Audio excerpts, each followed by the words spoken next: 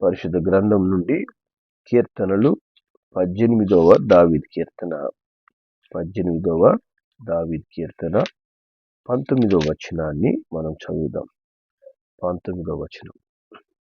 విశాలమైన స్థలమునకు ఆయన నన్ను తోడుకొని వచ్చెను, నేను ఆయనకి ఇష్టుడను గనుక ఆయన నన్ను తప్పించెను. హల్లెలూయా. దేవుని నామానికి మహిమ కలుగును గాక. కాబట్టి ప్రభువు మనకు ఈ ఉదయ కాలంలో చక్కని వాగ్దానంతో ఆదరణిస్తున్నాడు. ఆయన చెప్తున్నాడు, విశాలమైన స్థలములకు మనను నడిపించే దేవుడు ఆయన. విశాలమైనటువంటి స్థలమును మనకు అనుగ్రహించువాడైన. హల్లెలూయా. మరి ఈ దినమున ఎటువంటి ఇరుకు ఇబ్బందులు గుండా మనం నడుస్తున్నా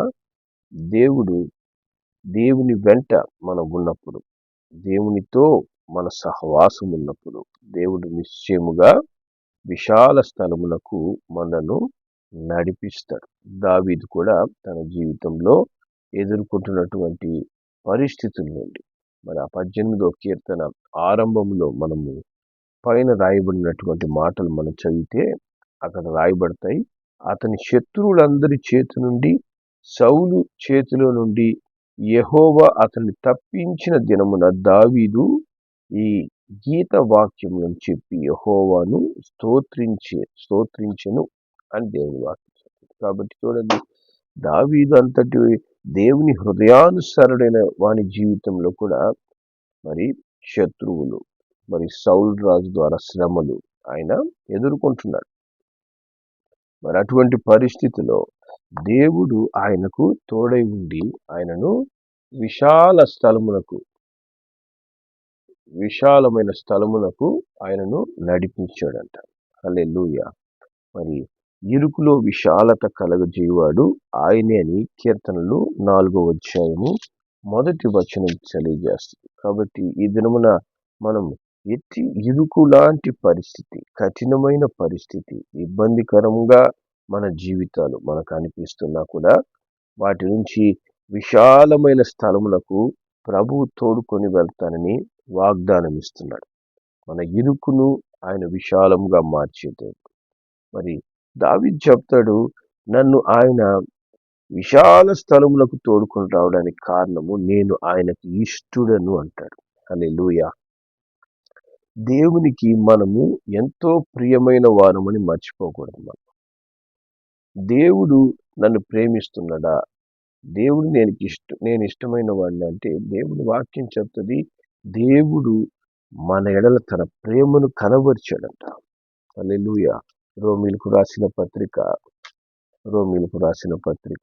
5వ అధ్యాయము 8వ వచనంలో దేవుని వాక్యం చెప్తుంది, అయితే దేవుడు మన ఎడల తన ప్రేమను వెల్లడిపరుచున్నాడు. ఎట్లనగా మనం ఇంకా పాపులమై ఉండగానే క్రీస్తు మన కొరకు చనిపోయాడు. హల్లెలూయా. కాబట్టి దేవునికి మనం ఇష్టమైన వారు. ఎలాగా అంటే యేసు మన పాపముల కొరకు కల్వారి శిలువలో తన ప్రాణంని పెట్టి తన రక్తముతో మన పాపములను కడిగి వేసి మనను పరిశుద్ధపరిచినటువంటి గొప్ప దేవుడై ఉన్నాడు. హల్లెలూయా. కాబట్టి దేవునికి మనం ఇష్టమైన వారం కనుకనే దేవుడు ఏం చేస్తాడంట, మనను మరి కఠినమైనటువంటి పరిస్థితులన్నిటిలో ఆయన తోడై ఉండి ఆయన మనను తప్పిస్తాడు. కాబట్టి దేవునికి ఇష్టమైన వారముగానే మనం జీవించాలి. దేవుడు చేసినటువంటి త్యాగములు, బలియాగములు మనం ధ్యానం చేసుకుంటూ మన యొక్క ఇరుకులో దేవుని మనం ఆరాధించాలి, దేవుని మనం స్తుతించాలి, దేవుని వెంట మనము నడుచువారిగా ఉండాలి. మరి ఇరుకులో నేను ఉన్నాను అని మనము ప్రభువును మర్చిపోయే వారిగా ఉండకూడదు, ప్రభువుకి దూరం అయ్యే వారిగా ఉండకూడదు. మరి ఇరుకులో నిన్ను ప్రేమిస్తున్నటువంటి నీ దేవుని జ్ఞాపకం చేసుకోవాలి. నీ కొరకు తన సమస్తాన్ని అర్పించినటువంటి దేవుని నువ్వు జ్ఞాపకం చేసుకోవాలి. అప్పుడు దేవుడు నిశ్చయముగా మీ పక్షమున కార్యం చేస్తాడు. హల్లెలూయా. మరి మీకా గ్రంథంలోకి మనం వెళ్తే,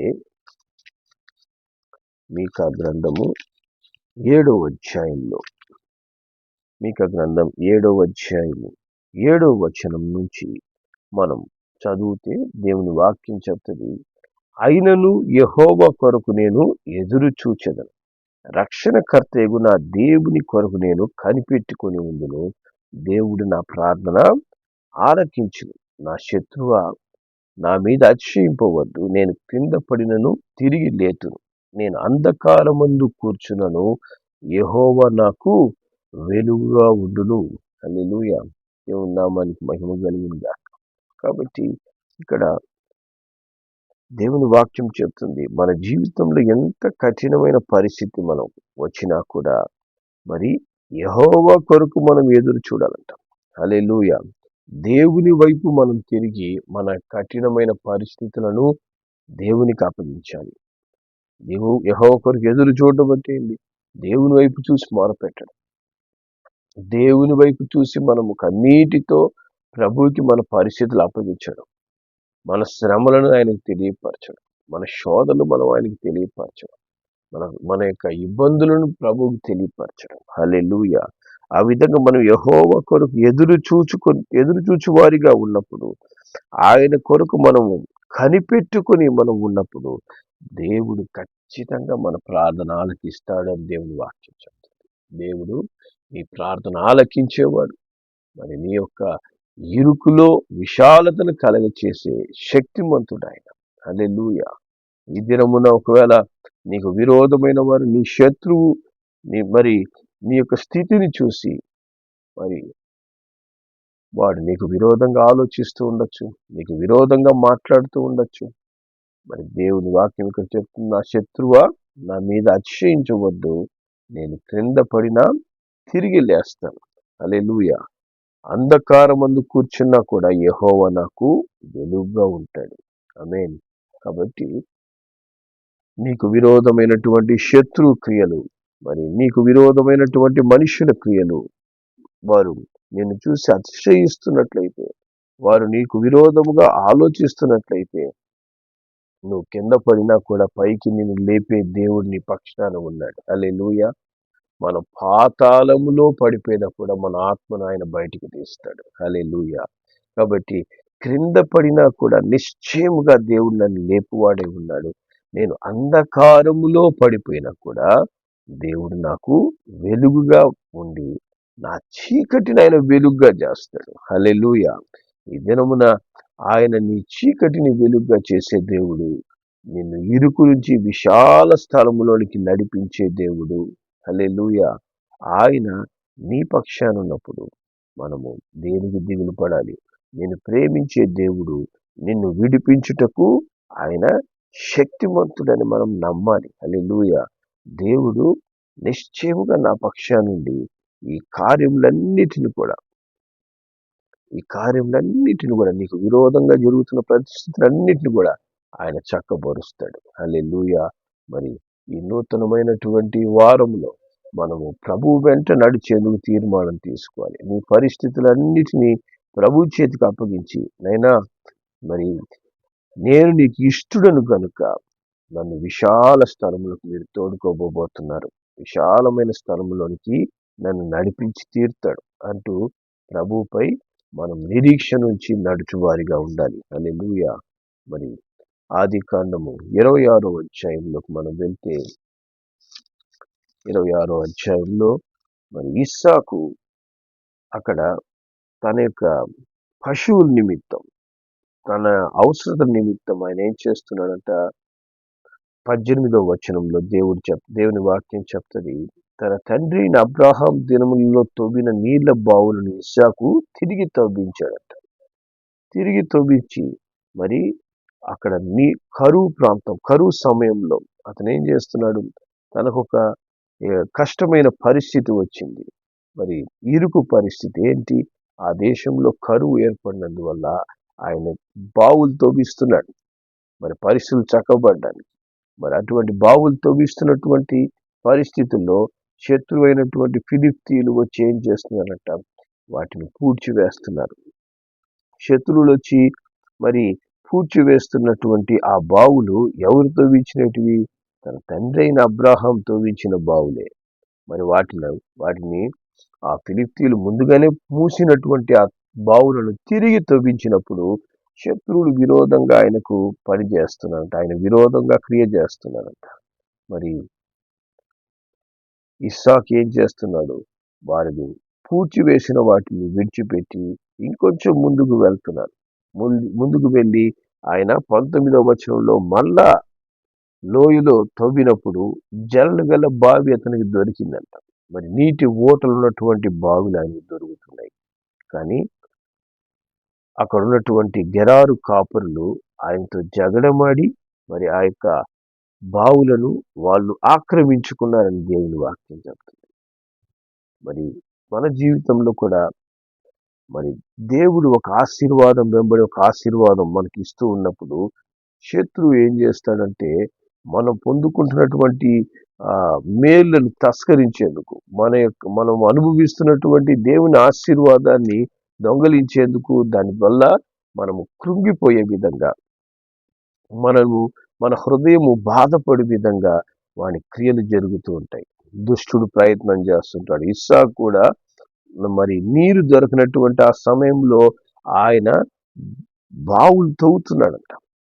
మరి అటువంటి పనులను మరి ఆటంకపరచడానికి శత్రు సంబంధమైన మనుష్యుడు అక్కడ చేరి ఆయన్ని ఇబ్బంది పాలు చేస్తున్నాడు. దేవుని బిడ్డలైన మనకు ఎప్పుడు కూడా ఒక పోరాటం అనేది జరుగుతూనే ఉంటుంది. మనకు విరోధంగా మనుష్యులు క్రియపరుస్తూనే ఉంటారు. మనల్ని ఇరుకులో పెట్టాలని సాతానుడు తంత్రములతో మన జీవితంలో శోధనను కలగజేస్తుంటాడు. కానీ వాటన్నిటిలో మనం ఏం చేయాలి? మన దేవుని వైపు చూడాలి. మన నిరీక్షణ అంతా కూడా దేవుని వైపు ఉంచి ఆయన కొరకు మనం ఎదురు చూడాలి. ఆయన కొరకు మనం కనిపెట్టాలి.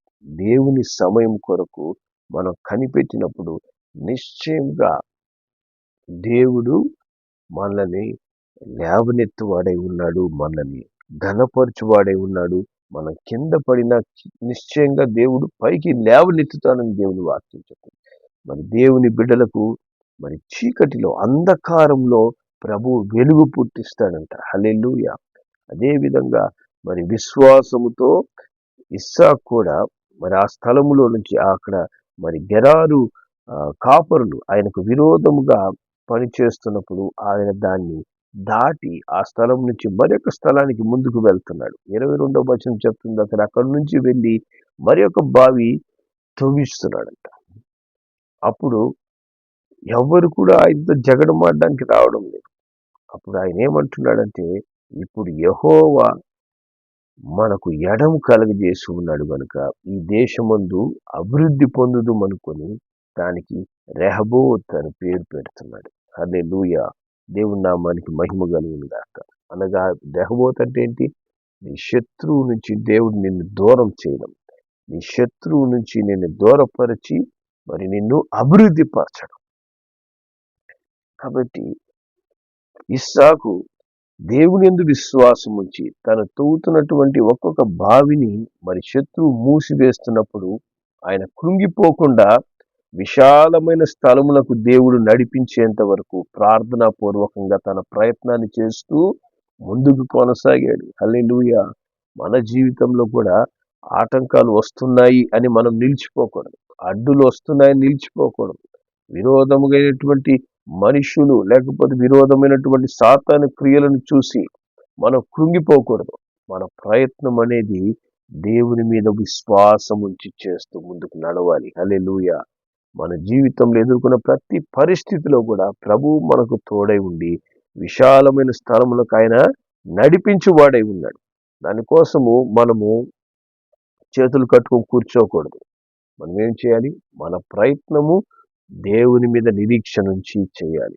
మన ప్రయత్నంలో మనం చేస్తూ ఉన్నప్పుడు తన కార్యాలు ప్రభువు నెరవేరుస్తాడు. తన కార్యాలు ఆయన నెరవేర్చినప్పుడు ఎట్లా ఉంటది? శత్రువుకు అవమానం కలిగించే విధంగా, శత్రువు సిగ్గుపరచబడు విధంగా విశాలమైన స్థలములకు ప్రభువు మనల్ని నడిపించువాడై ఉన్నాడు. హల్లెలూయా. ఈరోజు నీకు ఇరుకుగా కనిపిస్తున్నటువంటి పరిస్థితులన్నిటి నుంచి నువ్వు దాటి ముందుకు వెళ్ళేందుకే దేవుడు నిన్ను ప్రేమిస్తూ ఉన్నాడు. దాటి ముందుకు వెళ్ళేందుకు నీకు సహాయం చేయడానికి ఆయన నీకు ముందుగా ఆయన నడుస్తూ ఉన్నాడు. హల్లెలూయా! ఎలాంటి కఠినమైన పరిస్థితి నీకు ఈ దినమున ఎదుర్కొంటున్నా కూడా ప్రభువు నీ ముందు నడుస్తున్నాడు అనేటువంటి సత్యాన్ని మనం ఎప్పుడూ మర్చిపోకూడదు. మరి ఎంత కఠినమైన పరిస్థితులైనా ప్రభువుకి వాటి నుంచి బయటికి తీసుకురావడానికి ఆయనకు సులభమైన పని. ఆయనకు అసాధ్యమైనది ఏది లేదు. నిశ్చయముగా ఆయన కార్యాలు బహుబలముగా మన జీవితంలో నెరవేర్చడానికే అన్ని పరిస్థితులు సమకూడి జరుగుతాయంట. హల్లెలూయా! కాబట్టి నీ పరిస్థితులు నిన్ను ఓడించలేవు. నీకు విరోధముగా ఉన్నవారు నిన్ను ఓడించలేరు. నీకు విరోధమైనటువంటి దుష్టుని క్రియలు నిన్ను బలహీనపరచలేవు. ఎప్పటి వరకు? మనము దేవునితో కలిసి నడుస్తున్నంత వరకు. ప్రభువు వెంటే మనం ఉన్నప్పుడు, మనం ఎదుర్కొంటున్నటువంటి పరిస్థితుల్లో కృంగిపోయి ప్రభువుకి మనం దూరమైనామంటే మనము ఆ పరిస్థితుల్లో మరి చిక్కబడతాం. ఆ పరిస్థితుల్లో మనం ఓడిపోతాం. కానీ ప్రభువు వెంట మనం నడవాలి. నిన్ను విశాలమైన స్థలములోకి నడిపించేంత వరకు నిరీక్షణ ఉంచి విశ్వాసముతో ఇస్సాకు ఏ విధంగా శత్రువు వచ్చిన ప్రతిసారి ఆ స్థలమును విడిచిపెట్టి ముందుకు వెళ్ళి మళ్ళా ప్రయత్నం చేస్తున్నాడు. అదేవిధంగా మన ప్రయత్నాలు ఉండాలి. శత్రువు క్రియలు జరుగుతున్నప్పుడు వాటిని మనం ప్రభువుకు అప్పగించాలి. ప్రభువా, ఇదో ఈ పరిస్థితిని నువ్వు చూసుకో, ఇదిగో ఈ స్థితిని నువ్వు చూసుకో. నేను ఎదుర్కొనే దానికంటే నువ్వు వాటిని ఎదుర్కొన్నప్పుడు అది నాకు అన్ని విధాలుగా మేలుగా నువ్వు మారుస్తావంటూ ఒక్కొక్క పరిస్థితిని నువ్వు ప్రభు చేతికి అప్పగించి దేవుని వైపు ఎదురు చూస్తూ నువ్వు ముందుకు నడిచినప్పుడు నీ పరిస్థితులు ఎటువంటివైనా, నువ్వు ఎటువంటి బాధల్లో, కష్టాల్లో, వ్యాధులలో, సమస్యల్లో కూరుకొనున్నా నీ కొరకు విశాల స్థలాన్ని ప్రభువు సిద్ధపరిచి ఉన్నాడు. నీ కొరకు ఒక ఆశీర్వాదకరమైన స్థలాన్ని దేవుడు ఏర్పాటు చేసి ఉన్నాడు. మరి రెహబోత్ అనగా నువ్వు అభివృద్ధి చెందేందుకు, నీకు విరోధం ఉన్న వారి నుంచి నువ్వు ఎడము పొందేందుకు దేవుడు నీకు సహాయం చేయి గొప్ప సర్వశక్తిమంతుడై ఉన్నాడు. హల్లెలూయా! దేవుని నామానికి మహిమ కలుగును గాక. కాబట్టి దేవుని కొరకు ఎదురు చూడు, కనిపెట్టు. మరి నిశ్చయముగా దేవుడు నన్ను పైకి లేవనెత్తుతాడే కానీ కిందకు తోసివేయడు అని ఒక విశ్వాసం కలిగి ఉండి ఉదయ కాలంలో నీ యొక్క నిరీక్షణ అంతా కూడా ప్రభువు మీద ఉంచి నీ పరిస్థితులను ప్రభువుకు అప్పగించు. దేవుడు నా ప్రార్థన వింటాడు ఖచ్చితంగా. నేను ఆయన కొరకు ఎదురు చూస్తూ ఉండగా, ఆయన కొరకు నేను కనిపెట్టుకుని ఉండగా దేవుడు నిశ్చయంగా నా ప్రార్థన ఆలకించి ఈ పరిస్థితులన్నీ కూడా అంధకారములాగా మారుతున్నటువంటి పరిస్థితులు, మరి ఇరుకులా మారి ఉన్నటువంటి ఈ పరిస్థితులన్నీ కూడా నాకు వెలుగుగా, నాకు ఆశీర్వాదంగా, నాకు మేలుకరంగా, నేను అభివృద్ధి చెందేందుకు కారణంగా ఈ పరిస్థితులన్నీ నా జీవితంలో మారబోతున్నాయి అని ప్రభువుని నువ్వు నీ ఇరుకులో ప్రభువుని స్తుతించాలి. విశాలమైన స్థలంలోకి వెళ్ళిన తర్వాత కాదు, ఇరుకులో నువ్వు స్తుతిస్తున్నప్పుడు ప్రతి శత్రు సంఖ్యలు తెంపబడతాయి. ప్రతి పరిస్థితి కూడా నీకు ఆశీర్వాదంగా ప్రభువు మార్చి నిన్ను ఘనపరుస్తాడు. హల్లెలూయా! దేవుని నామానికి మహిమ కలుగును గాక. ప్రార్థన చేద్దాం. ప్రభువుకి మన పరిస్థితులను అప్పగించుకుందాం. విశాలమైన స్థలము నీ కొరకు సిద్ధంగా ఉంది అని నువ్వు మర్చిపోవద్దు. ఆశీర్వాదకరమైనటువంటి దినములు దేవుడు నా కొరకు సిద్ధపరిచి ఉన్నాడని ఒక నిరీక్షణతో ప్రార్థనలు ఏకీవించు. ప్రేంగల మా తండ్రి, నీకు వందనాలు, స్తోత్రములు చెల్లిస్తున్నాం.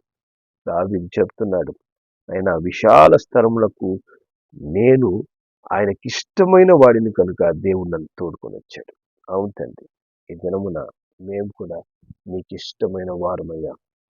ఎందుకంటే తండ్రి, మీరు మమ్మల్ని ప్రేమించి మా కొరకు అయినా మీ సమస్తాన్ని అర్పించుకున్న దేవుడు. కాబట్టి అయినా నీకు ఇష్టమైన మేము, నైనా తండ్రి, మీరు నిశ్చయముగా ఈ ఇరుకు నుంచి విశాల స్థలములకు తోడుకొని వెళ్తారని మేము ఒక నిరీక్షణ కలిగి ఉన్నాం. హల్లెలూయా! తప్పక దేవుడు ఈ పరిస్థితులన్నింటినీ మార్చబోతున్నాడు. అయినా మేము ఎదుర్కొంటున్నటువంటి శోధనలన్నీ కూడా నిరంతరం ఉండవు, శాశ్వత కాలం కొనసాగవు.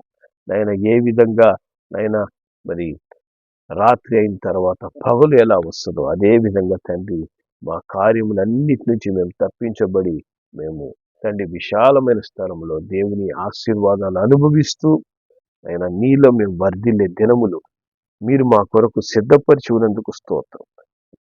అప్పటి వరకు నైనా మేము యెహోవా యందు ఎదురు చూచువారిగా, దేవుని కార్యాల కొరకు కనిపెట్టువారిగా, మరి తండ్రి ఏ విధంగా ఇస్సాకు తన పరిస్థితులన్నీ కూడా దేవునికి అప్పగిస్తూ ముందుకు సాగాడు, అదేవిధంగా మా పరిస్థితులన్నింటినీ కూడా ప్రభు చేతికి అప్పగిస్తూ ముందుకు సాగినప్పుడు నిశ్చయముగా మేము వృద్ధి పొందే స్థలములు, మేము వృద్ధి పొందే సమయములు తండ్రి, ఈ ఇరుకు నుంచి విశాలతను మీరు మాకు దయచేయబోతున్నందుకు వందనాలు. దావీదు చెప్తున్నాడు, శత్రువుడు మధ్యలో నాకు భోజనాన్ని దేవుడు సిద్ధపరుస్తాడని. అవును తండ్రి. అయ్యా, అదేవిధంగా తండ్రి నిశ్చయముగా ఈ ఇరుకు నుంచి మాకు విశాలతను మీరు దయచేసి, అయ్యా తండ్రి, మీరు మా యొక్క చీకటిని వెలుగుగా మార్చి, నైనా తండ్రి, మేము పడిపోయిన స్థితి నుంచి మమ్మల్ని పైకి లేవనెత్తి మమ్మల్ని ఘనపరచబోతున్నందుకు మీకు వందనాలు, స్తోత్రాలు. అట్టి ఘనత పొందే అనుభవంలో నీ బిడ్డలు నడిచేంత వరకు ప్రభువుపై ఆధారపడుతూ ప్రభువుకి పరిస్థితులు అప్పగిస్తూ మరి ప్రభు చిత్తంలో నడిచేందుకు బిడ్డలకు మీరు సహాయం చేయమని, ఆశీర్వదించమని, నడిపించమని మా ప్రభువుని రక్షకుడైన యేసు నామములో ప్రార్థిస్తున్నాను తండ్రి. ఆమేన్.